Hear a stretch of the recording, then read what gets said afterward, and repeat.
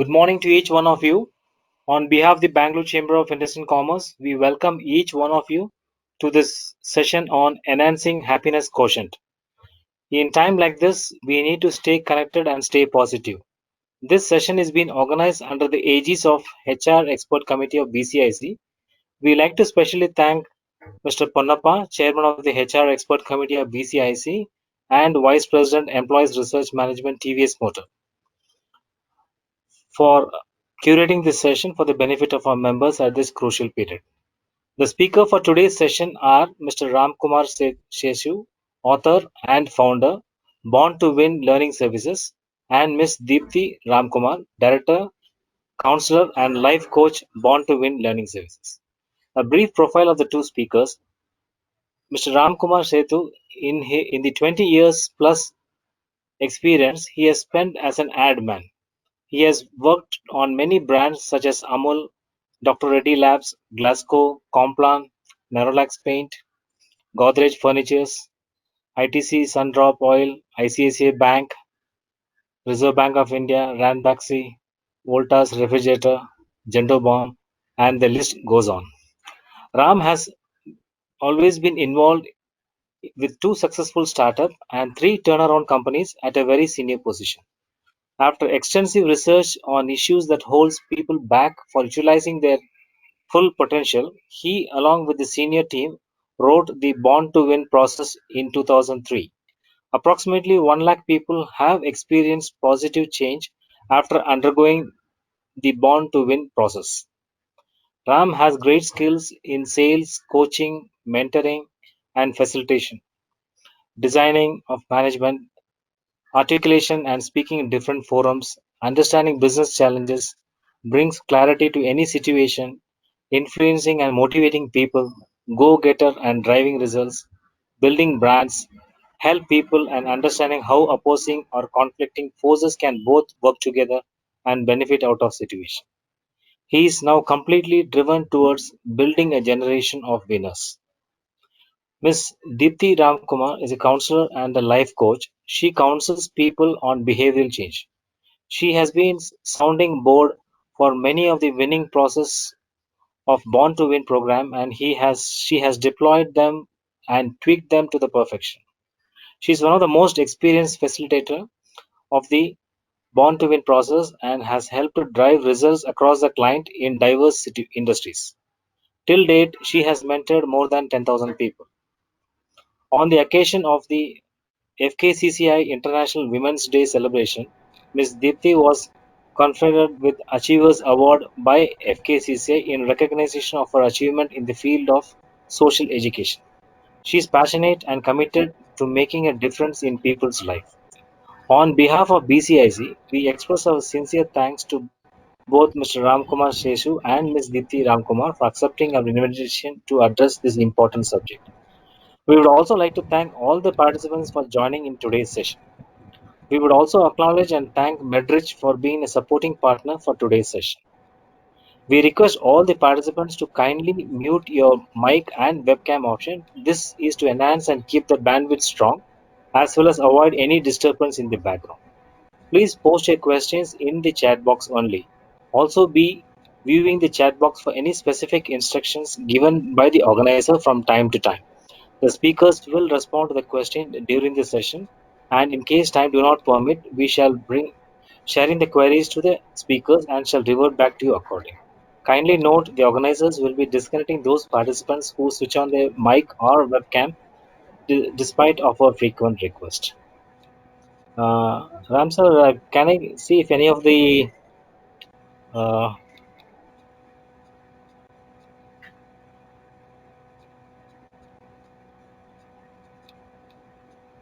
see we have with us Ms. Lavanya, who chairs the CSR Expert Committee. Can you have some few words, Lavanya? Over to you, Lavanya, before I hand it over to Seshu.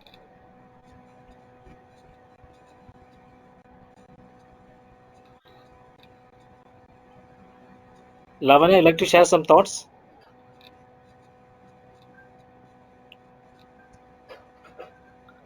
Okay, sir. So now may I request and invite Ram Kumar to take over the session. Thanking you once again to all. Over to you, Ram Kumar sir.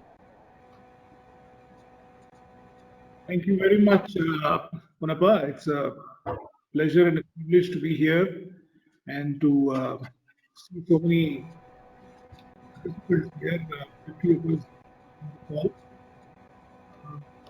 I'm actually delighted that I've got some old friends here. So Anand Anand, who's one of my gurus. Also have Anand Tendulkar, who's been with me as a guru. So many great friends. So thank you very much, everybody, for being here. And Dipti and I are going to enjoy talking to you about open your video.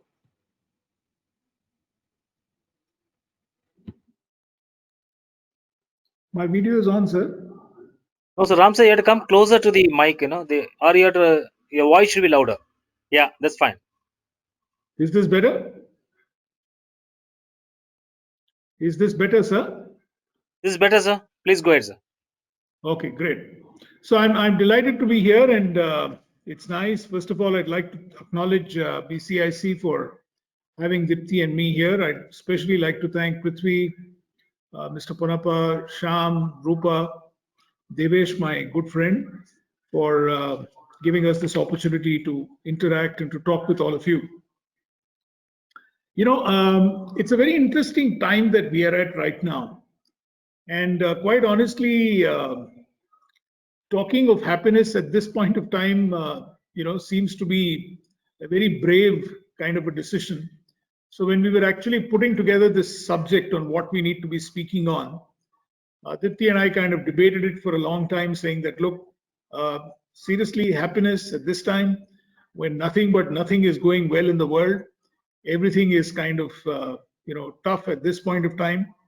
So maybe it's a brave act that we're talking about, because all around us we are surrounded by negativity, we are surrounded by helplessness, and we are at a very interesting phase of our life.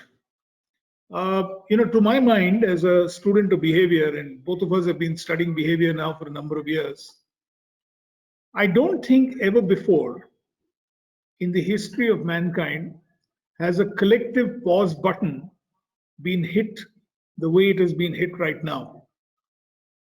This pause button is worrisome, and at the same time, we believe it's a great opportunity. Because this opportunity, when we've hit this pause button in life, I keep telling, it's not about restarting your life. It's not like going to that movie and saying, okay, we've hit a pause button, now let's go back and start the movie again. This time around, I think it's important for us to completely reboot the system. You've got to reformat your hard disk, both here and the soft disk that you have in your heart, because this is going to call us. This situation is going to call for some absolutely extraordinary changes that each one of us has to go through. So today is a lot about that, as to how can we bring back something as basic and as integral as happiness into our lives. So what we'd like to do is that Dipti and I'd like to have a conversation with you. And she's been doing a fair amount of research in the last 2 months, 2.5 months, talking to many people on how do you cope with uncertainty. I mean, this entire business of uncertainty that is all around us. So I think we need to first put that aside, and then maybe we can get on track to talk about happiness and how can we all be happy. So Dipti, can I request you to please take over and talk to us about uncertainty and what we're facing and what we're going through from a behavioral standpoint. Dipti, please go ahead.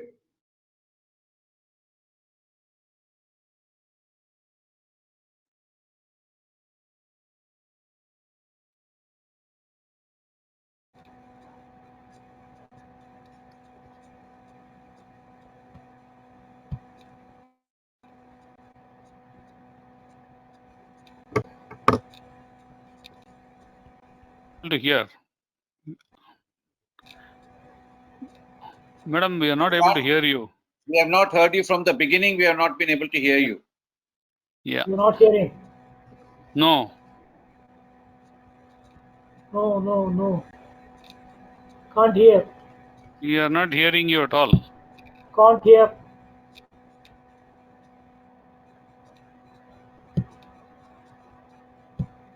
You're No, not madam. hearing? Not hearing.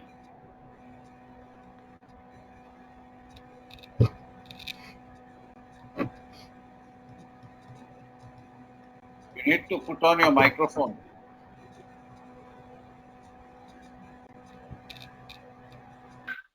Maybe she has to unmute herself.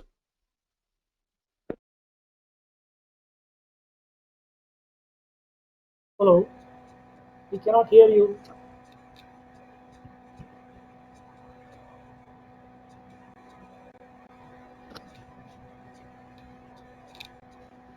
Hello, we cannot hear you, madam. Please. Ma'am, you need to re-log in, ma'am.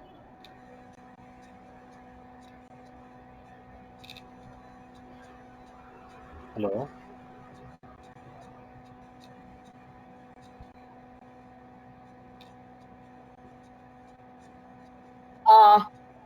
Okay, Now it's okay. my system is getting fixed. Let me start off here with this. But yeah, as I said, thank you very much to all of you who have joined today for this webinar. And when we start looking at today's situation, I'm sure all of you will agree that today's situation is a crisis situation. And this crisis is not just health crisis, it is economic crisis too. So we are dealing with two crisis situations. So when you look at crisis, when do we experience crisis? We experience crisis when our current capabilities and coping mechanisms are beyond and are not enough to meet the situation. And that's when we experience crisis. Now, crisis is related to both the individual's response and the event. So, what is crisis? Somebody may not be a crisis to other. Now, if you understand, therefore, any crisis will lead to an impact of it. And today I'm going to talk about the emotional impact that a crisis can have on individuals. All of us have been through this situation for the last 2 months, and one emotional impact that has happened to all is the fear.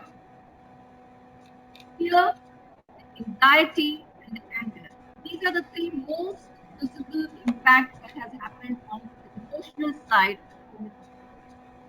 Madam, will you please come close to the mic? Will you please come close to the mic? Yes.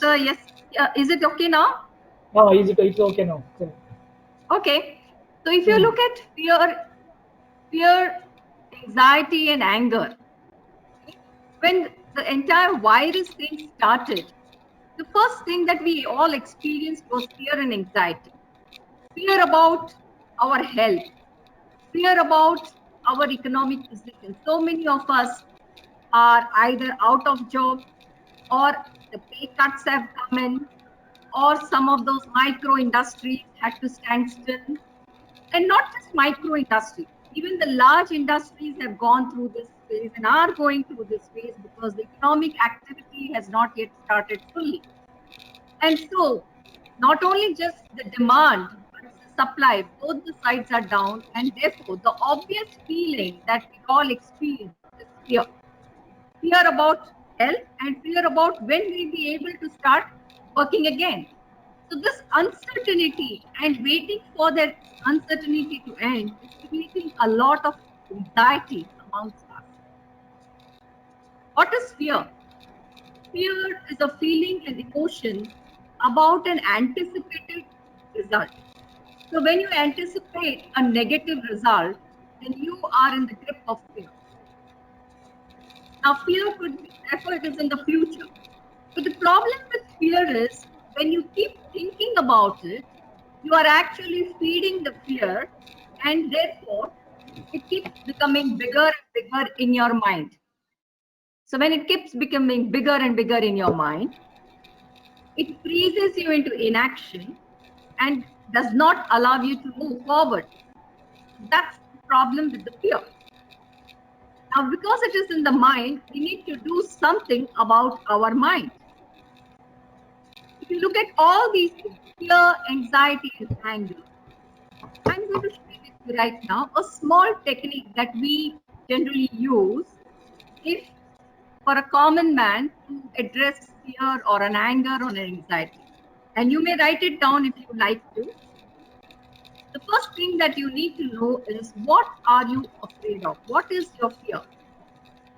Are you afraid of losing your job? Are you afraid of managing your finances? Are you afraid of your relationship? What is your fear? First, when you can identify and be specific about what is your fear, the next step would be to write it down on a piece of paper. Now, this seems very simple, right? But believe me, it is very, very effective. Just start writing down your fear and all the emotions that you feel on a piece of paper. So what are you doing here? You're putting all your thought which was there in your mind, now you're bringing it out on the paper. And this makes you look at your own feelings in an objective manner. And this, to a very large extent, will lessen your burden.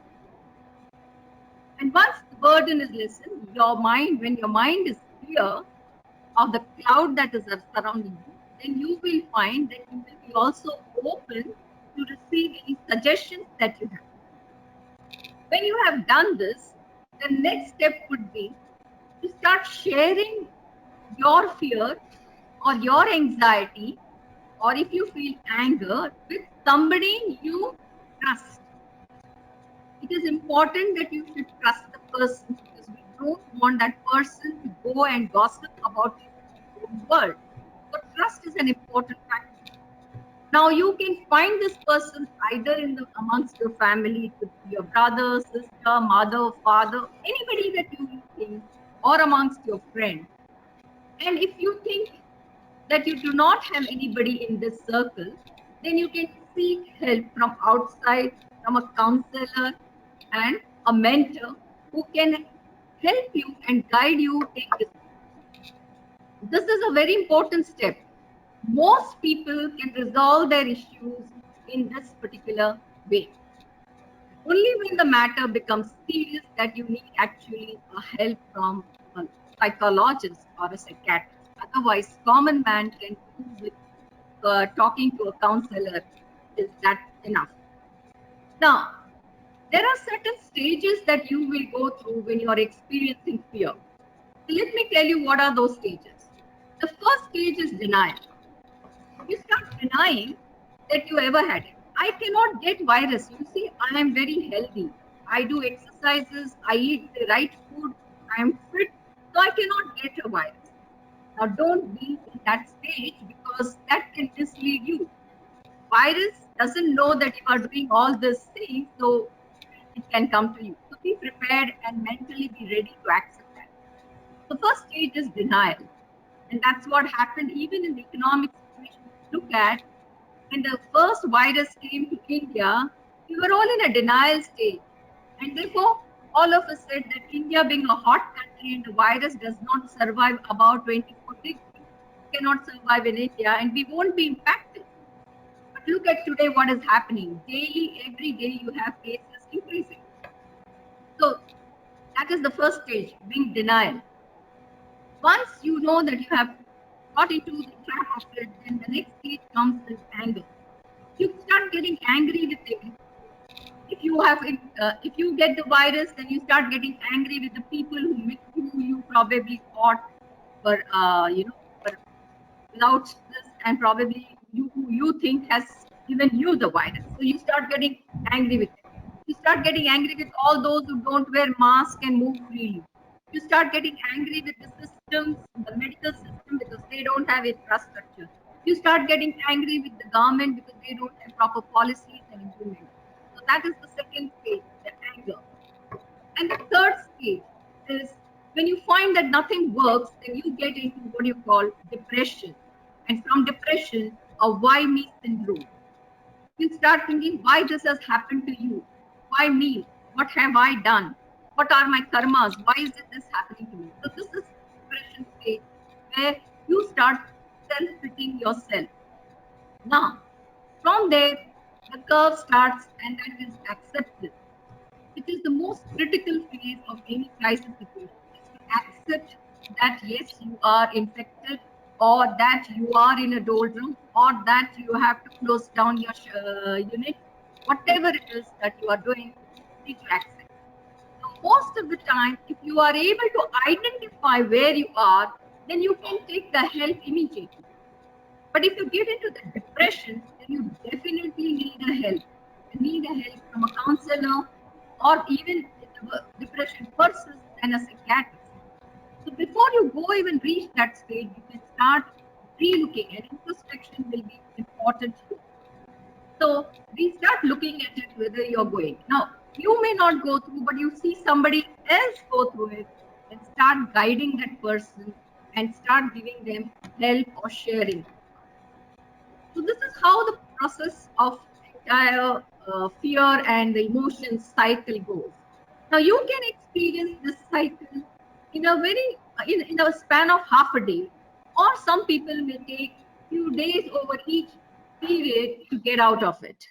It is individually specific, so it depends upon how you as an individual respond to that situation. Now, there are various ways in which people respond. Some people respond very fast in the sense they accept the situation, consider this as a part of their experience, and move on. There are other people who start slow, who accept, probably move on, but don't like to figure out the situation, and therefore they keep blocking it out of their mind. In the sense of fear and all, they start blocking it. They want to forget it. The third kind of people are people who probably take situations very lightly. And they think, oh, nothing is going to happen. You see, they are in that vain optimism mode where they feel that everything will be okay. So there is no much action to be required. And the fourth ones are the ones who really get depressed and break down. Now, these are the people who really need help. So seek help because help is available. Now, these are the ways in which people respond. And before I even go into the section of how do you keep yourself, which I will come back again to you, I would ask Ram to talk about a little bit on happiness and this scenario that we are going through and how a happiness quotient can help there. And then I will come back again with some action steps. So over to you, Ram. I think we are having issues with the system. I'm going to ask Ram to come here again and take on from here.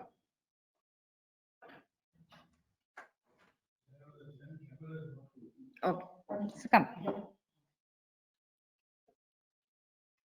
Oh dear. Today is an extremely challenging day. For some reason, this technology seems not to be working very well with me. Anyway,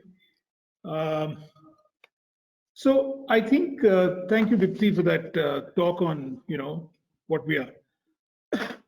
When we're talking of happiness, I'm reminded of the very famous example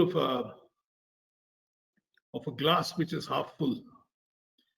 And whenever I've asked anybody saying that is this glass half full or half empty, I've always been told that the glass is half full. So you try this out with anybody. You show them a glass of water which is, half full, and you ask them saying that, look, what do you think? I mean, is this glass half full or half empty? Invariably, people will come back and tell you that the glass is half full. But we're trained to think that the glass is half empty. So whenever you ask anybody and say that, look, seriously, you ask anybody, how's life? And invariably people will come back to you and say, top of the world, it's fantastic, we're doing extremely well. And then you ask them, seriously, I mean, is really the world top of the world? I mean, are you on top of the world? Are you doing so very well? And you will invariably have people sharing their, stories, their dukh bari, dard bari kahani with you, their stories of how bad life is and how clients are not paying you. And so somewhere we have made unhappiness a part of our life. It's become a comfort zone. And herein lies a huge challenge that we're having across. Because most of us are trained to say half full, but we think half empty. Now, what is therefore the problem? I mean, I read a very interesting definition the other day that Swami Chinmayananda gave about unhappiness. And he says that unhappiness is primarily a relative concept. We are unhappy not because we don't have something, but we are unhappy because somebody has more of it. And therefore, even if you look at the corporate world, this whole business of unhappiness is completely relative. It's not that I didn't get the promotion that I wanted. It's not that I didn't get the raise that I wanted. It's not that I don't have the money that I require. But the problem is somebody has some more of it. And if you look at unhappiness, and if I can share a definition of something which I call, of what we call the unhappiness quotient. Unhappiness quotient is nothing but the number of wants or desires that you have in the denominator and the number of desires that have been fulfilled in the numerator. So in the numerator, you have the number of desires fulfilled, and in the denominator, you have the number of desires that you actually have. And you will never be happy because the number of desires that you have will always outstrip the number of desires that have been fulfilled. And your unhappiness quotient will perpetually be less than 1. And herein lies the rub, that we are not going to be happy ever. But if we flip this whole equation and we move into something which we call the happiness quotient, which is very simple. If you take in the denominator all that you have in your life, and you can take your life and actually look at the 6 different dimensions of a person's life: your family, your health, an interest that you have, whether it's a sport or a hobby, the social aspect of your life, the learning aspect of your life, and the career that you've got. And if you put whatever you have right now into the denominator and say, I've got a house, I've got a car, I've got a great family, whatever. And in the numerator, if you can put down saying the intensity that I want what I have, the intensity with which I can want what I have. So I've got a car right now, and let me say I've got a Honda City at this point of time. While I will aspire to drive a Mercedes one of these days, I intensely want my Honda City car. I'm living in a flat at this point of time. I think it's the best flat in the world. I've got the best meal. If I can have that intensity of feeling for what I have, and that is in the numerator, then my happiness quotient is always going to be positive. Just think about it.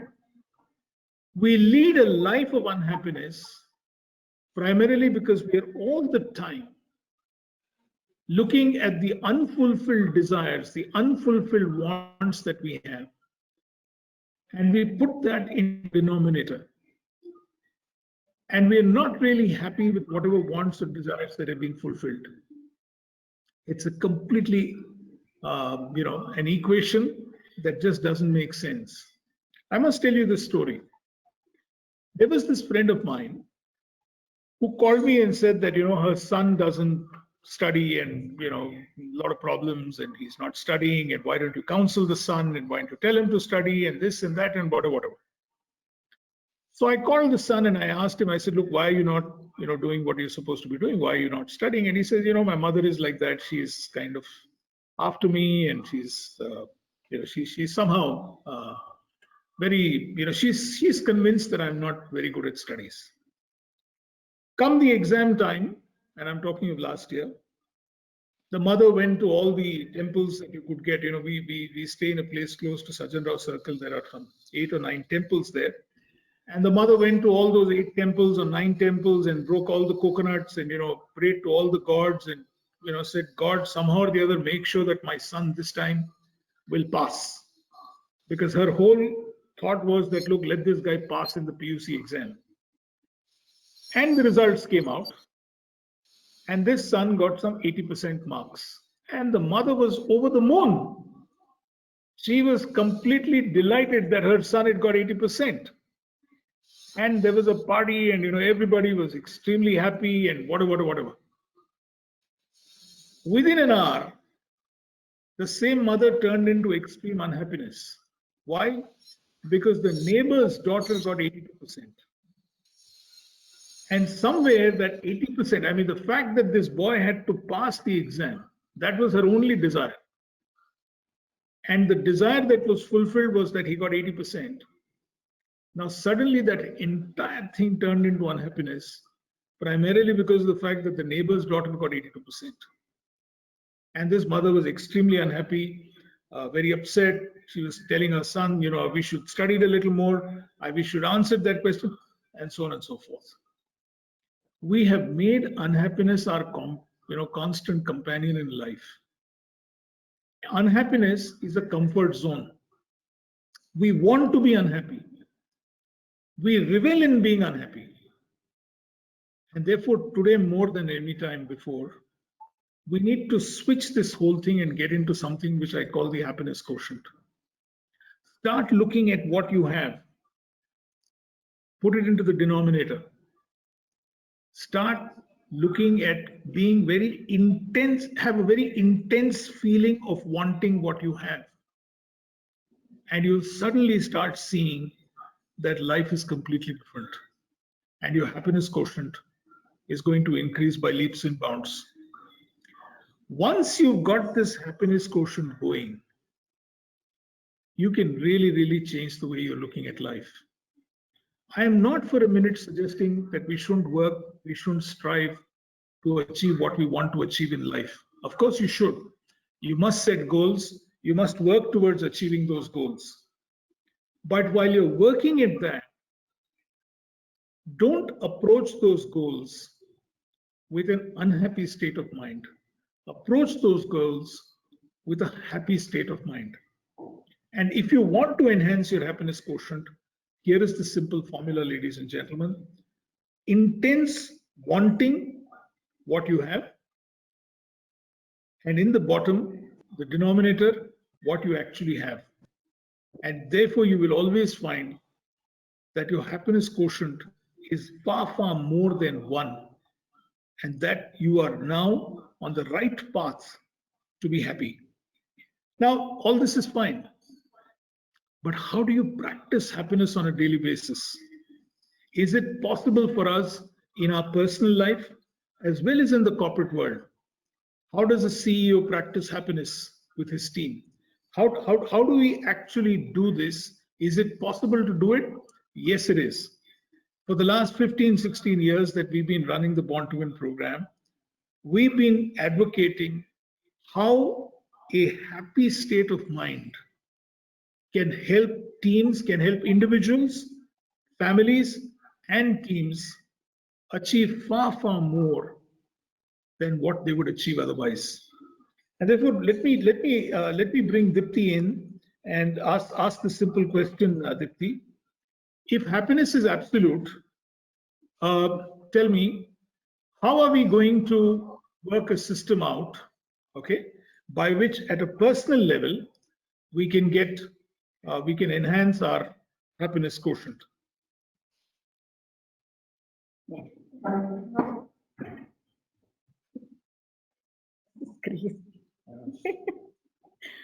Okay, I think we are playing just, musical chairs here, moving from one place.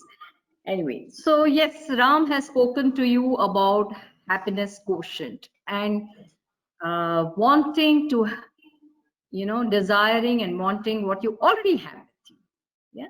So how do you stay happy? So for example, earlier I just spoke to you on the fear and anger, which are anti-happiness. And I also gave you 3 steps that you can take when you have, when you are in that state of fearfulness, anger, and so. So that is to come back to your normal phase. Now, how do you accelerate or how do you increase your happiness quotient is what I'm going to tell you. The first thing that you can do is actually look at yourself and be grateful to what all you think that you already have. When we say wanting to what you have, is first start appreciating. If at this point of time, if you are healthy and safe, then be happy. If at this point of time you have enough finances and savings to manage yourself, then be happy. If at this point of time your family is with you and you're communicating, be happy. So like this, there are many reasons why you should be happy. Every day, if you can start looking at, can I see why one reason I'm going to be happy today? Yes, I was able to get up early in the morning. I could be happy. I could do my chores on a daily basis. Please be happy. So look for that. If you start looking for reasons to be happy, then you will be happy. Most of the time, our mind is going and getting diverted to what is not. Your mind is like a magnet. It first gets attracted to what is not. So I don't have this, I don't have that, and therefore I'm unhappy. I'm saying this time, discipline your mind and start looking for what you have and be grateful and appreciate it. So here I'm going to share what I called as being attitude of gratitude. You need to be grateful to and count your blessings on a daily basis. Yeah. And these are some exercises that I'm going to tell you to do on a daily basis. Can you get up in the morning and first thing that you say, thank, if you believe in God, fine. If you do not believe in God, if you are an atheist, believe the almighty nature, whatever you believe in. Thank that you have these things in your life. I will tell you my instance here because I want to give you an example. Just before the COVID-19 started, Ram and I moved to a flat. Earlier, we were in an independent house. And I was telling Ram, we should be so grateful and we are so lucky that we have done this. Because if I was in an independent house, believe me, I would have found it really difficult to manage my house, running around with no house help. So I have to be grateful that I have moved at the right time. Likewise, each one of you have reasons to be grateful. Please look for those reasons and keep shifting. This is a technique I'm telling you. This is a technique to shift your mind from a negative to a positive. Yeah. So that is being grateful. There are so many people who have helped you in life. Can you do one thing? Can you decide every day when I get up, let me do this rule of one. One person I will thank who has helped me in life. Because when you start thanking, it makes you feel happy and you are making somebody else also happy. Yeah? Because just imagine when somebody thanks you, you feel happy, isn't it? You don't get angry. You don't feel sad. So if just like you feel happy, try and make somebody else happy. And that way you both can become happy. Yeah. So this is one kind of a technique that you can use to make yourself happy, which is attitude of gratitude. One, be grateful for what you have, and two, be grateful for people who have helped you in life. Now, the second thing that you can do, again, as I said, daily basis, is maintain a happiness journal. Every day, there are moments of happiness. Okay? If you look at yourself, your daily routine, you will find that some things you have enjoyed, some things have given you satisfaction, things that you have accomplished. They are not big, they are very small, but they have given some kind of a happiness, satisfaction to you mentally. I want that every day in the night, when you sleep, just open this journal and write it down. I'm again going to tell you this as writing down. Most of us feel lazy and we recall it mentally, but I am asking you to do writing down because writing down is an important technique. Yeah, so please write down the names of people you have helped you, and they also write down what are those moments of happiness that you have experienced on a daily basis.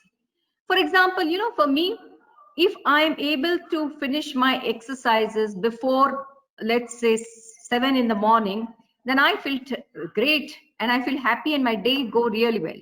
So if whenever I miss that, which doesn't happen, I mean, I get delayed in my doing my exercises, then I feel that no, this is not what I wanted to. So whenever I have done it early in the morning, I have felt great. So I document that, I recall that, I reinforce myself. So this is again a small technique of focusing your mind on what is good, what is nice, what is happy, what is satisfying. Okay, and this is a conscious effort. Happiness, as we say, is a state of mind. It is a choice. So from the negative, you have to choose the positive. And this is one way of choosing the positive, by documenting your happiness moments every day. Yeah. Another thing I will tell you, and that is of helping somebody. When you help somebody, especially during this COVID times, people need somebody who will give them an ear, somebody who will listen to their sadness or listen to their troubles, anything that you think that you can hear and listen and give your ear to, or share some good experiences with somebody. You are helping yourself and you are helping somebody else too. Now, helping, gratitude, these are things that can release what I called a happiness chemical in your mind, in your brain. Okay, serotonin, as it is called. It's a happiness hormone which gets released when you help somebody and that you get satisfaction from that. So do that activity. That will give you happiness. And the last that I would like to share with you is for people who are going through economic crisis, especially because economy also affects, incomes also affects our household. Maintain a plan, especially in this time. Have a short-term plan on how you are going to manage your finances, your activities in the short period, whether it is 3 months and another 3 months in case the crisis extends. When you do this, you will reduce your stress because you will know your roadmap, how you're going to go about it. And if you can be disciplined in actioning it and following that, I am telling you that you will be happy. Yes, over to you, Ram.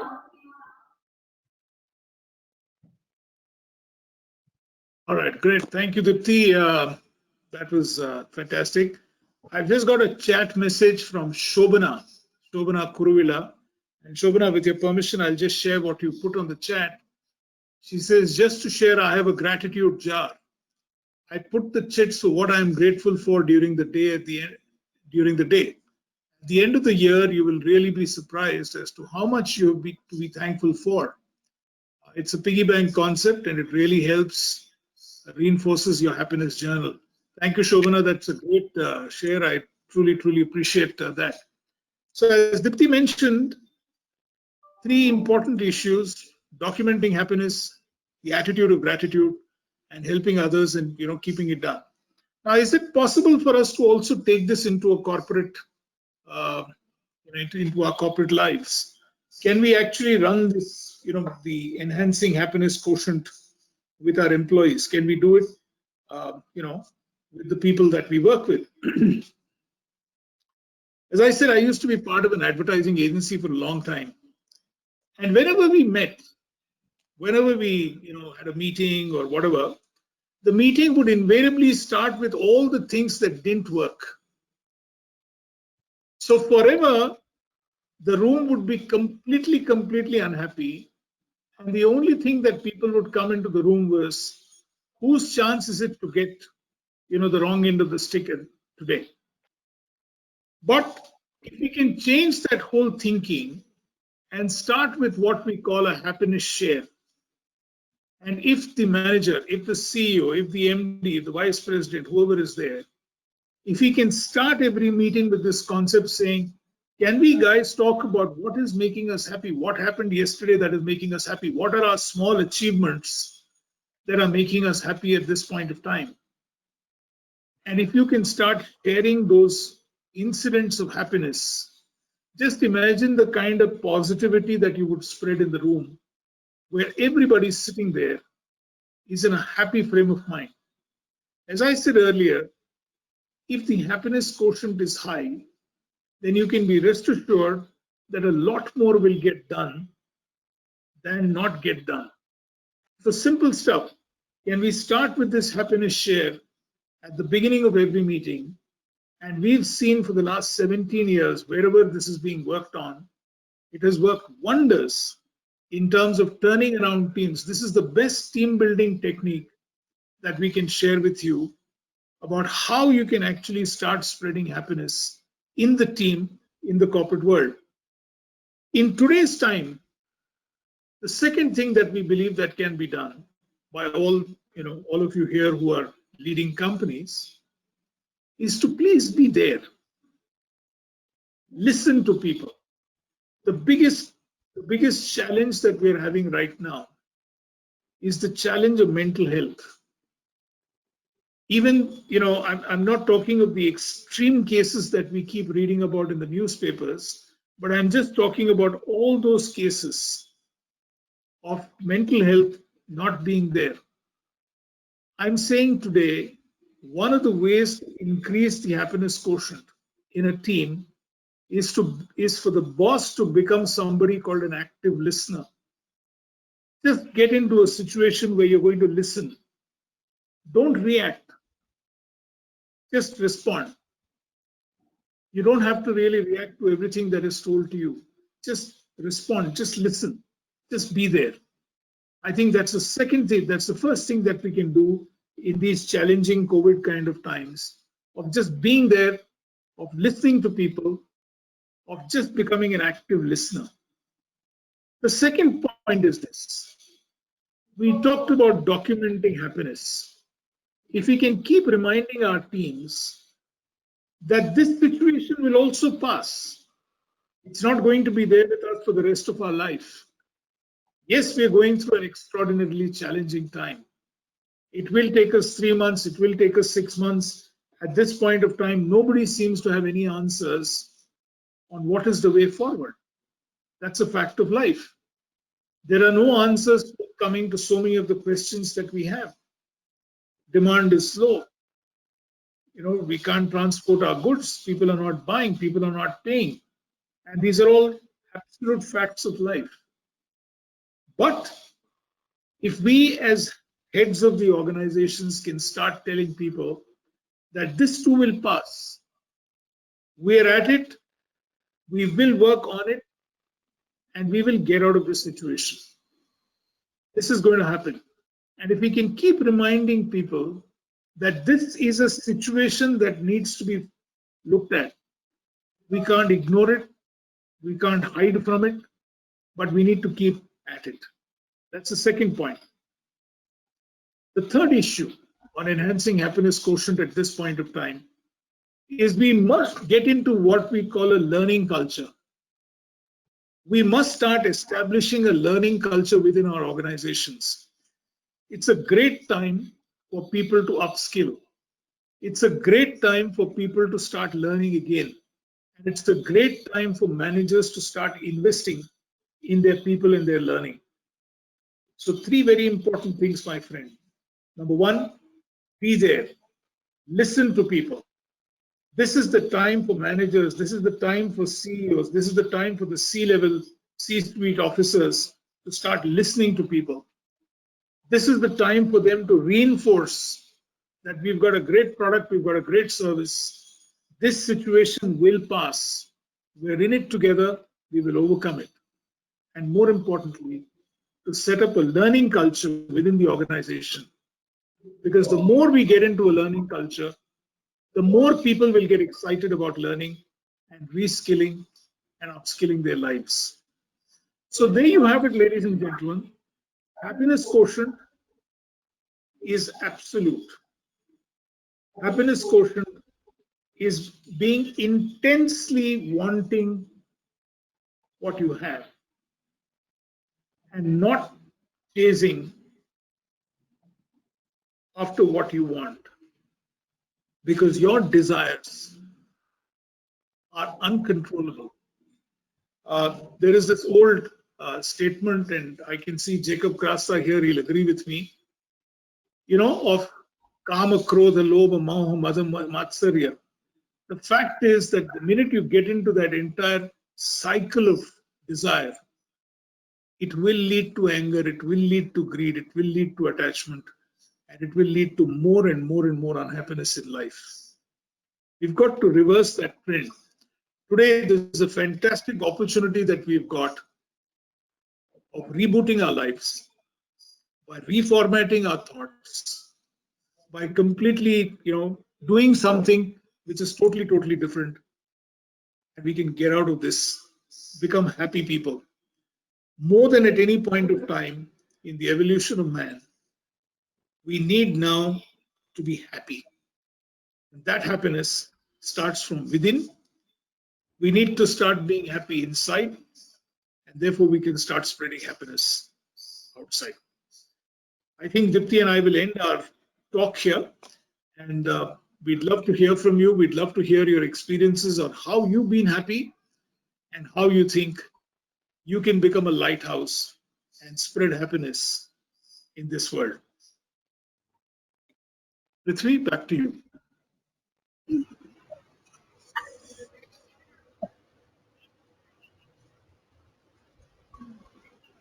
So we have a question. Please. How to get people to putting the current situation behind your mind and focus on contribution to the system based on best effort basis. This is from Professor Narari, sir. Fantastic. Professor, let me tell you one thing. Can you wish away the present? No, you can't, sir. This is reality. The reality is that we are in a bit of a mess at this point of time. And some people are in a greater mess, some people are in a lesser mess. So this is reality. And I think, as Dipti mentioned earlier, the first thing is to get into a situation where we can accept where we are, that we are in a mess. That's the first point. Once you're over that, then you get into a zone of acceptance, as she mentioned. And then you start working on your strengths and say that, look, this is what I've got. Now let me see how I can use what I have to contribute to the system and do the best at that. Because that is something which is very important. Dipti, you want to add something? Yeah, I think when you, as I said earlier, especially because right now the time is for survival. Yeah. So first you need to look at from that perspective and then start building on it. If you're thinking of growing immediately, this is not going to happen. So as we say, face the reality. That is the crux here. Be realistic about the present, and you can be optimistic about the future.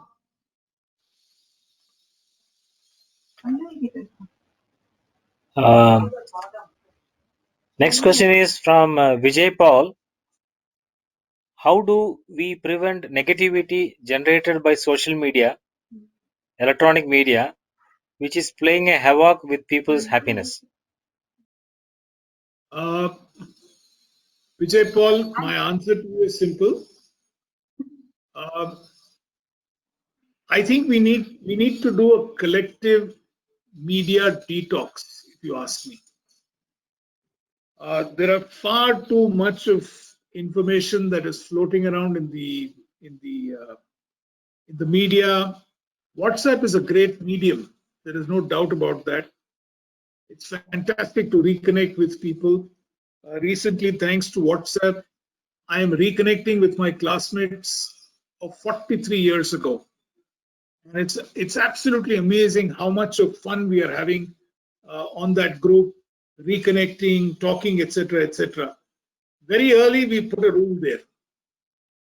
No COVID-related information, no COVID-related WhatsApps, no forwards. Let's keep that out. And believe me, that's a group that is making a lot of sense. So today the problem is that a whole host of opinions are getting palmed off as facts. And that is the biggest danger that we've got today, because one of the unfortunate problems is that there is absolutely no control on what gets forwarded. There is no system of authentication of what is being forwarded. And most of the stuff is information that we can't process. We don't have the knowledge or the wisdom to process that. And therefore, my submission, this is what I'm doing, is I'm just staying away from reading all of that and getting into that. That's the only thing that I can say, sir. Abstinence at this point of time seems to be the best answer according to me. I'll just add to that as earlier we said, happiness is a choice. So you do have a choice of whether you would want to read those messages or you want to stay away from it. And that choice you have to exercise. This is a question from Dr. Jacob Krasta. Awesome, Ram and Deepthi. My question is, when startups are closing due to COVID-19, how can they be happy? Dr. Krasta, my answer is very simple. We know for a fact that a number of startups actually closed down for whatever reason. This is a crazy time that we are living in, Dr. Krasta. Will you be happy that will somebody be happy that they've closed their business or they've closed their enterprise? No, 100% not. So they will go through this phase of anger. They will go through this phase of being unhappy. They will go through this phase of denial. They will go, this is a phase that they have to face, Dr. Krasta. And it is, right now, we are saying that you should not be vain optimists. You should be realistic. The fact is that let me try and come back to you with another one. Yesterday, I was in another session, Dr. Krasta, when I was asked the same question. And I said, normally, if your business goes under from a financial perspective, it is because you have made some mistakes in life. And that is why, you've taken some wrong calls, you've taken some wrong decisions, you have over-leveraged, you've done whatever you have. And therefore, you are directly responsible in most cases for your business to be in a financial loss. But this situation, Dr. Krasta, is not that. This is unprecedented. Every one of us has been doing whatever we've been doing with some efficiency in life. And suddenly, out of the blue, this pause button has been hit and businesses are going under. So the only solace that we can take is that it is not my decision that has led to a loss, but it is something else. It's an act of God, it's an act of nature, it is whatever else you'd like to classify it as, that has caused this particular loss. So don't take it personal. Earlier, you would take a financial loss as something which is personal, Dr. Krasta. Today, I am saying don't separate yourself from the fact that your startup is closed down. Keep these two things separate. Re-engineer yourself, reboot yourself, and come back in a stronger way, because things are going to change. There are sunrise industries even today, and there are startups that are coming up in those sunrise industries. So while you are unhappy that your enterprise is closed, don't take the blame on yourself. Don't beat yourself. Make sure that you separate the fact that it is not your effort or your lack of it that has made your startup close down. But the fact of life is that there are certain other forces on which you have absolutely no control because of which you're in trouble. So keep these two separate, come back, want to, 3 months, 6 months, take a break and come back with another idea and see what you can do with that. Yeah. So becoming emotional is what is the issue here. So if you are saying that the startups have closed down or are forced to close down, as we say, that's many things which are not in control. And if you are going to be emotional about it, then you are getting into a depression or any of those kind of mode. But if you can rationalize on how to go about it, then probably this is the time when you need to think your reasoning abilities and then use them to see how best you can address the situation. Dr. Krashna, we like to tell you that the Chamber is organizing a session on 27, Rebooting Your Business, where we'll see Mr. Ram again addressing the session. Next question is Mr. Srinivas KP. As you have mentioned, the impact of each person is varied. Is this the reason for stress or negativity? What is? Sorry, I didn't Again, I get it. read it out. As you have mentioned, the impact of each person is varied. Is this the reason for stress or negativity? Absolutely, sir, because each individual copes with uncertainties and anger or stress in different ways. So if you're not able to cope with it, then you have to look into yourself and find out what are those things that are stopping you from that. What are those negatives that you are harboring within you? Because ultimately you do have the potential. Each one of us have the capacity and the ability to cope with certainties. Remember one thing, it's not that we haven't seen any crisis. The only difference between the crisis that we have seen and the current crisis is the magnitude. Otherwise, we have seen crisis in our personal life, like an accident in a family, or even a localized crisis like a Bengal floods and the tsunami. Where you probably were not part of it. But here in this particular crisis, the magnitude is huge and you are not able to escape it. So the demand of the entire crisis for you to change your attitudes, change your actions to cope with this particular crisis.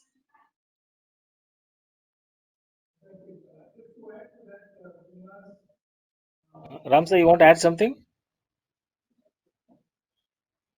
No, I think that's it. That's it. Okay. The next question is from Mr. Satyanarayana. Can somebody make me happy, or it is my own making? Oh, wonderful. Satyanarayana sir, thank you so much for asking this absolutely brilliant question, Satyanarayana sir. Let me ask you a simple question, sir. Let me give you a different kind of an answer. Sir, supposing I am going on the road right now, and you know how Bangalore traffic is. Bangalore traffic is terrible. And I'm driving on the road and somebody crosses me, somebody comes in front of me.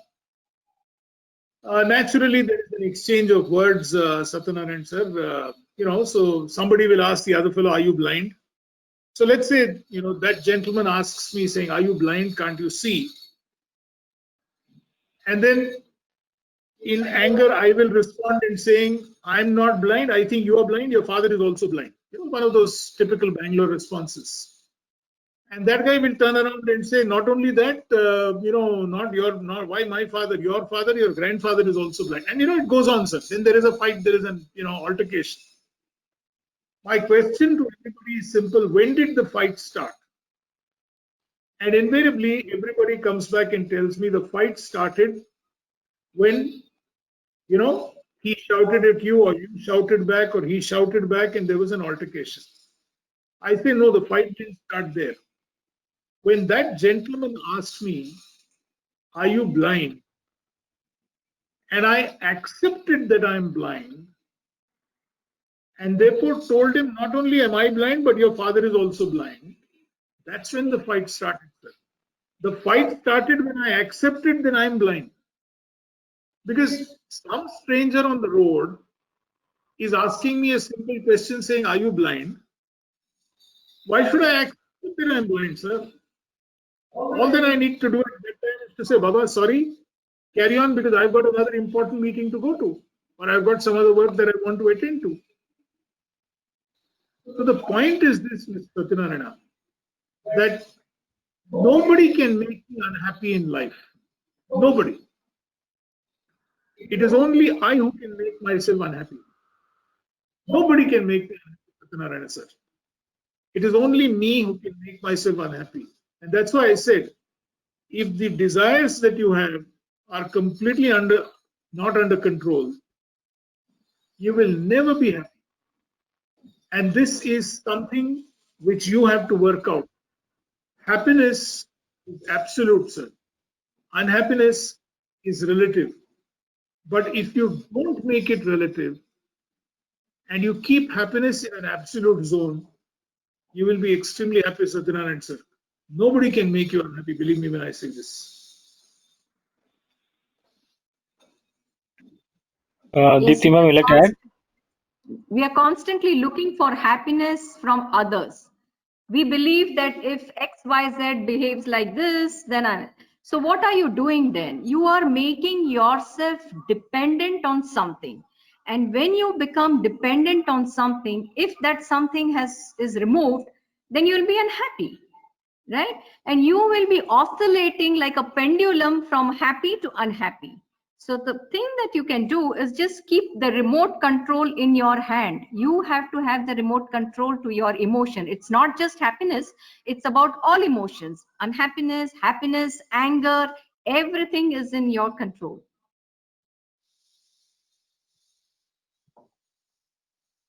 Prithvi? Yeah, there's a second question from Dr. Krasta. What is your opinion on, due to COVID era, many divorces are taking place? I think that's an interesting question, Dr. Krasta. I think, the point is, I think the people have got opportunities. They are looking this as an opportunity. It looks like that.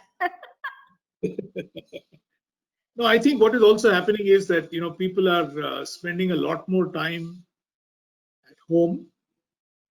And therefore, whatever differences, I don't think it is COVID. Maybe there are a couple of cases, thanks to COVID, a divorce is taking place. But I think a lot of these, especially something like a divorce, is not a spur of the moment kind of a decision. It's a fairly thought through decision. It takes, some time before you arrive at that fact. I think what has happened is that people are perhaps now, hastening that decision to get into a divorce. Prithvi, sir? Yes, sir. There's a question from Padmaja KV. Younger generation feel their habits keep them happy, like smoking, drugs, etc. How do we counsel them? It is a false state of mind. Absolutely. So these habits, like you very rightly said, would have started much earlier, right? And once these are all addictions. So if you have to really come out of an addiction, then you need a counseling for that. And the reason behind it, if it has come through because of peer pressure or something, then the chances of leaving that are much better, because once the individual understands what are the consequences, the chances are they will leave. But if it is a deep-rooted issue, if you're trying to escape something, then you definitely need a deeper counseling there. There are centers for these who take people, help them cope with these issues, and then address this particular problem. Padmaja, I have also another thought for you. Children, employees will make mistakes. It is their birthright. Okay, as human beings, it is our birthright to make a mistake. The question is, will you be the first to know that your child or your employee has made a mistake? Or are you going to be the last to know? See, the younger generation is going to experiment. There is nothing that we can do to stop it. They are living in a time where there is an information overload. There is what I call an experience overload, which is happening right now. There are far too many experiences that they're getting overloaded with. And there are far too experiences that they are sharing with others right now. Now, smoking, drugs, alcohol, these are all, instant gratification avenues. There's a lot of these experiences that are being shared. And, it's now becoming, in inverted commas, fashionable to indulge in some of these things. As parents, as elders in the family, are we going to get to know it first, or are we going to get to know it last? If you have, brought up your children, or if you have created an environment of trust in your organization, and you've talked about children, but I'm saying even mistakes that an employee can commit. If you created an element of trust, an atmosphere of trust, can we have the fact that a child can come back and say, today I experimented, I smoked, or today I had a drink, or today I did some drugs. And that's, if they come back to you first and tell you that they will do it because they trust you. And when they trust you, when they come back to you, without flying off the handle, without getting into anger, without, expressing your unhappiness as if the whole world is collapsed, if you can calmly sit with them and talk to them, then you're ahead of the curve. The problem is, if the child hides these deviations of behavior, or the employee hides these mistakes, and it gets magnified and more magnified and more magnified, and especially things like drugs, if they get hooked onto it, then it is going to take that much more time to pull them out of that. So I'm saying, establish an environment of trust by which the younger generation can come back to you and tell you what is happening to them in their life. And then you can counsel them, you can talk to them, and then, maybe help them. Prithvi? Yes, sir. Yes, sir. So this second question from Professor Narari. In our country, we are not having focus such as on mental health as much as physical health. Your thoughts on this? You see, Professor Narahari, the reason why we've not had so much of focus on mental health all this while is because of the institution of joint families. We have been singularly fortunate that even if we are nuclear families, me and my wife are living away from my parents or from her parents, the family bonding is still strong.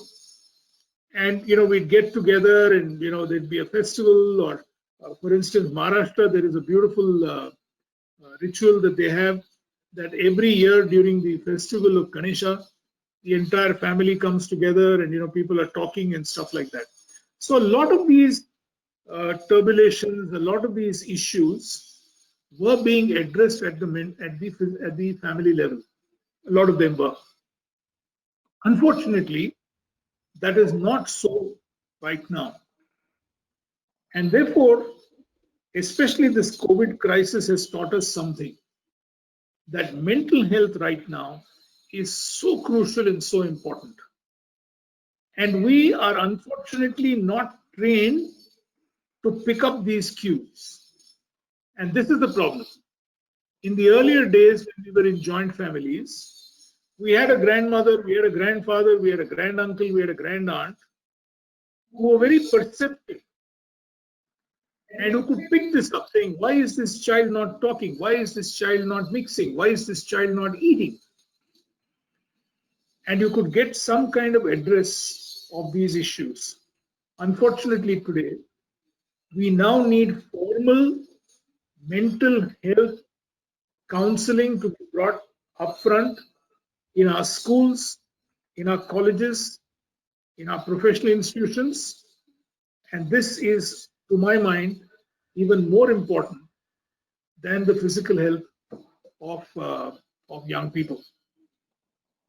Adding to that, you have to think about the pressures that have increased. Yeah. While on one hand, the families have disintegrated, the outside pressure, whether it is the peer pressure, whether it is competition, we are living in a world which is highly competitive. We are living in a world where information, there is a boom in the information. We are living in a world where you don't need somebody to give you any kind of knowledge. So when that happens, you can imagine the environment in which today's child is living. So what is happening is that most parents, when they are talking to their children, they go and relate it to their childhood and they say, you know, when we were kids, we never did this. But then your situation was different. You need to come and empathize and see where this particular child who is born today is coming from. What is his environment? That is very important to understand that child. You know? So while one hand there is a disintegration, the other hand the pressures of the society, the pressures of the culture, the pressures of the peer has increased, and that is creating a lot of issues here. Ram sir, this will be the last question for the session from Keshav Das. Every generation experiments. Nothing new to this generation. Absolutely, Keshav Das. I completely agree with you. Okay, I totally agree with you. There's no question about that. I got introduced to smoking when I was, I think, 16 years old or 17 years old. Absolutely right. So there's nothing. I mean, this is kind of absolutely normal. There's no. I mean, this is true. Okay, but I still remember that when I smoked the first time, I went in. You know, I had 3 brothers who were older to me, my cousins, and I went and told them that because I trusted them. And one of them kind of, counseled me and said, maybe this is not a great thing to do. Okay. So what I'm saying is that everybody will experiment. It is their bounden right. It is their birthright for them to, not use the word mistake, but it is their birthright to experiment. It is birthright to try things out. I mean, you can't help it. Okay. The only point is, at what time will they discuss this with you? And at what time will they get an input on whether they should continue with it or not? That is the point. Okay. People will experiment, people will try it out, people will do stuff. And that's normal, sir. I mean, that's perfectly all right. The only thing is this: at what time will you, as a parent, or I mean, let's leave parent, let's get to boss. Employees will commit mistakes. I keep telling people this, that employees will commit mistakes. Will you hear about it from your customer, or will you hear about it from your employee? And that is the point that I think we're trying to do here. That environment of trust is something that we need to create first, so that they can come back and they can talk to us. Prithvi?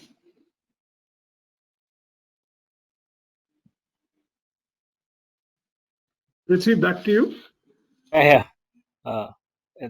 Thank you very much, Ram sir and Deepti ma'am, for your presentation and answering all the queries. Now, may I now request our chairperson of the HR committee, Mr. P.S. Ponnappa, to kindly share your thoughts, sir, and conclude the sessions. Over to you, sir. Hi everybody. I don't want to say anything, add anything more. Enhancing happiness quotient, difficult subject made easy for us. I think nothing more I should add in this. Big thanks to today's speakers, Mr. Ramkumar Seshu. Thank you, sir. And Mrs. Deepti Ramkumar, thank you, ma'am. Thank you. I also want to thank our sponsors, Medrich Pharma, Thanks for the sponsorship. And of course, all our participants who have been here for the last 1.5 hours. Thank you all very much. Prithvi, thanks. All the best to each one to make life happy. Like they said, be realistic about present and be positive about future. Thank you all. Thank you, Purnappa sir. Thank you. Thank you. Thank you, everyone. Thank you. Thank you very much. Thank you, Thank sir. you. Thank you very much, sir. Thank you so much. Namaskar.